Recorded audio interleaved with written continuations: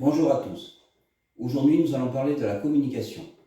Nous savons tous parler, comprendre, entendre les informations que l'on nous transmet. Mais savons-nous les enregistrer immédiatement? Pas forcément, parce que les gens qui s'adressent à nous n'utilisent pas forcément les bonnes techniques. Nous allons voir qu'il y a plusieurs sortes de communication. Essentiellement la communication qui est verbale, la communication paraverbale, et la plus importante, la non-verbale.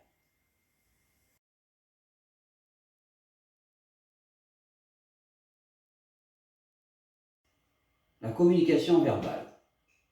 Pour qu'il y ait communication, il doit y avoir transfert d'informations.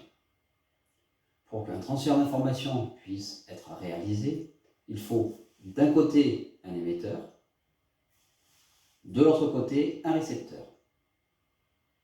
S'il y a défaillance au niveau de l'émetteur, du récepteur, ou entre les deux, l'information sera soit erronée, soit ne parviendra pas au récepteur. Pour émettre quelque chose, il faut que ce soit compréhensible par le récepteur. On va dire que 80-85% des gens ont le même moule de communication. J'en parlerai dans une prochaine vidéo concernant le VACOG. Si l'émetteur envoie un message et que le récepteur n'est pas axé sur ce mode de réception, donc ce mode de communication, le message ne passera pas. Il sera compris, mais le schéma psychologique, la représentation psychologique dans la tête du récepteur ne sera pas bonne. On voit souvent des enfants en échec scolaire. Pourquoi? Parce que le professeur utilise un moule, je n'aime pas trop parler de moule, mais une généralité de communication. Si l'élève n'arrive pas à se caler ou n'a pas le même mode de fonctionnement, ça ne fonctionnera pas. On aura un enfant qui sera en échec scolaire ou qui aura des difficultés soit à retenir les cours, soit à apprendre ses leçons. Un enfant a un mode de communication, mais aussi un mode d'apprentissage. Pour qu'il y ait apprentissage, il faut qu'il y ait intégration des données. Nous revenons dans le principe de la communication. Sauf qu'au lieu que ce soit interpersonnel, elle est personnelle, au niveau des leçons. Si le professeur communique mal, ou d'une manière particulière, et que l'élève lui fonctionne d'une autre manière, forcément, il y aura une perte d'information et un manque d'assimilation.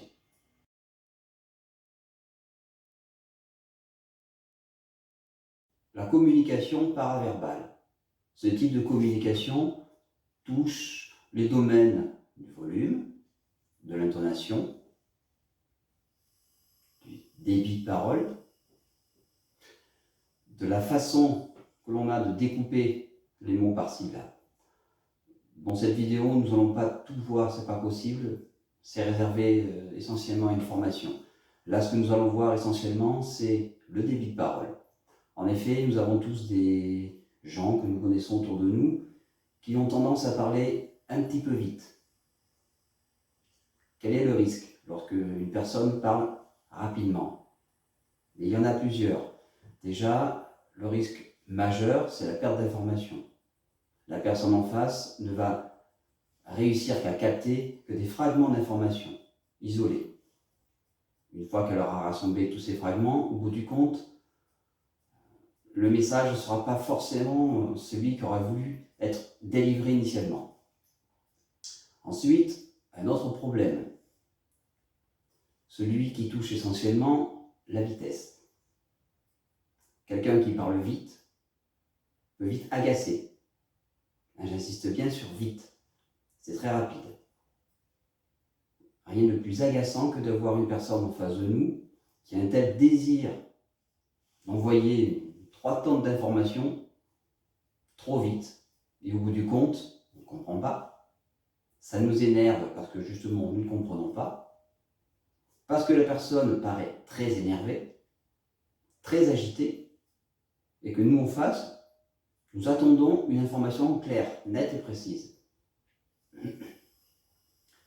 Le plus difficile face à une situation comme celle-là, c'est de dire à la personne de se calmer. Car vous le savez tous, il suffit de dire à quelqu'un de se calmer pour que ça fasse l'effet inverse. Ensuite vient l'intonation. L'intonation. Dans cette partie-là, je suis désolé mesdames, vous allez vous sentir visés. Lorsque l'on veut faire passer un message, on doit travailler dans les tons graves. Car les sons aigus énervent. Plus nous sommes énervés, moins nous captons le message et plus vite nous déconnectons de la conversation. Alors, c'est propre à la gente féminine d'avoir une voix assez aiguë. Je dirais même que c'est physiologique, quelque part. Mais essayez, lorsque vous voulez nous transmettre un message, à nous, pauvres petits hommes, de baisser votre intonation.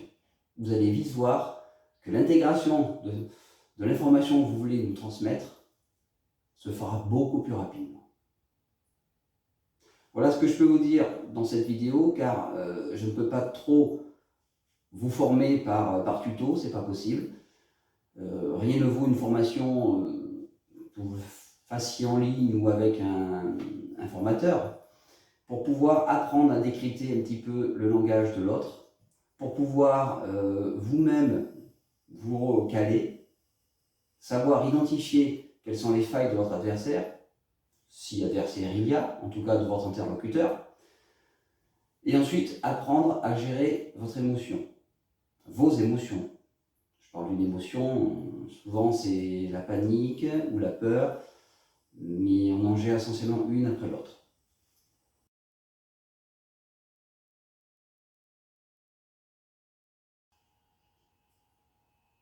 La communication non verbale.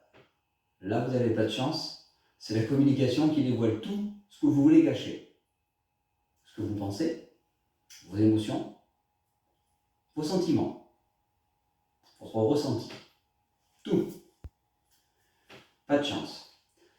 Le paraverbal, ça peut être la posture, ça peut être des rictus, ça peut être des gestes, tout ce qui touche à une communication qui n'est pas axée sur la communication auditive, donc verbale. Par exemple, prenez un cas concret. Votre responsable, vous venez le voir pour une augmentation, et vous dit, par exemple, il n'y a pas de souci, vous travaillez bien, je suis prêt à vous donner quelque chose. Voyez mon mouvement? Je vous donne, mais à un moment donné, de toute façon, je vais reprendre. C'est le genre de geste qui est assez typique de certains hommes politiques. Pour ne pas les citer. Tout comme une personne qui a tendance à discuter avec vous, qui vous dit qu'il est d'accord, mais je comprends tout à fait, tout à fait, tout à fait. Ça veut dire, pose toujours, tu m'intéresses. Voilà, je ne veux pas de conflit, donc je suis d'accord avec toi, au bout du compte, je me moque complètement de ce que tu dis. Tout comme cette position-là, par exemple. Ça paraît anodin. On fait tous ce genre de position. Moi, le premier, il m'arrive d'avoir une pause. Lorsque la pause est habituelle, pas de souci. Il n'y a aucun problème. Voilà.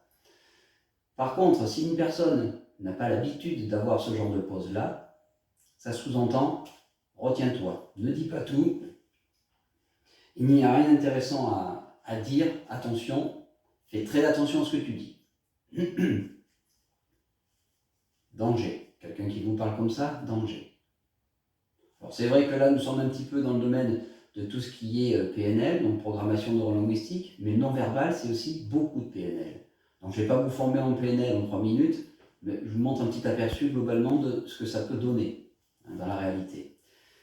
Tout comme une personne qui vous parle et qui se frotte la bouche. En général, bon, on peut se gratter, mais quand ça redevient fréquent durant la conversation, dites-vous bien que cette personne-là ne vous dit pas tout. Voilà. Tout comme une personne, lorsque vous discutez avec, qui fait comme ça. Oui, oui. Oui, oui, du début jusqu'à la fin. D'accord? Donc faire le chien à l'arrière de la voiture, c'est bien, ça peut être amusant quand on suit un véhicule qui a ça d'installer. Mais dans une conversation, ça sous-entend je m'en fous. Voilà, tout simplement. Apprenez à déceler ce genre de choses-là. Après, on ne va pas parler du regard ni de quoi que ce soit d'autre, on n'a pas le temps. Mais globalement, vous voyez, le non-verbal, c'est vraiment tout ce que vous voulez cacher. Une personne normale peut arriver à cacher ce genre de choses 10 minutes, un quart d'heure. Après, nos automatismes reprennent le dessus. Donc si on a affaire à un expert en communication, il tiendra plus longtemps. Mais une personne lambda, ça sera 10 minutes.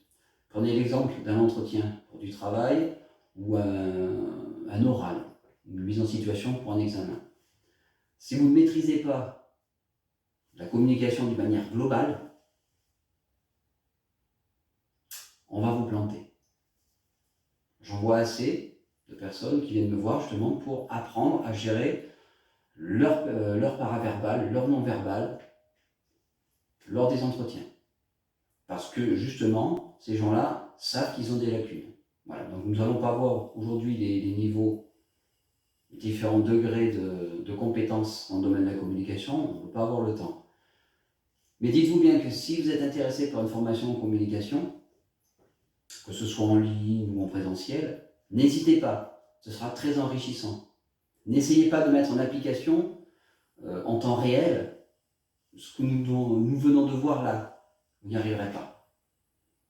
Tout simplement parce que vous serez dans le feu de l'action et ça ne fonctionnera pas comme ça. Pour que ça puisse fonctionner, il faut avoir appris et s'être entraîné un petit peu.